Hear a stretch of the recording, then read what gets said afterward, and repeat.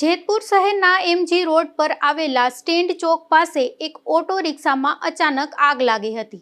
આ આગ એટલી ભયાનક હતી કે થોડી જ વારમાં રિક્ષા બળીને ખાખ થઈ ગઈ હતી। જોકે સદનસીબે આ ઘટનામાં કોઈ જાનહાનિ થઈ નથી।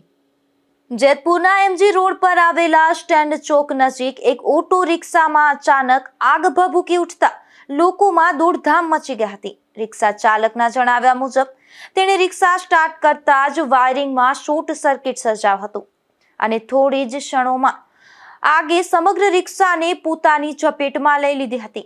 આગ લાગતા આસપાસના લોકો અને રિક્ષા ચાલક તરત જ બચાવ કામગીરીમાં જોડાયા હતા અને પાણીનો મારો ચલાવી આગ પર કાબુ મેળવવાના પ્રયાસ કરવામાં આવ્યા હતા, પરંતુ આગની તીવ્રતા વધુ હોવાથી રિક્ષાને મોટું નુકસાન પહોંચ્યું હતું।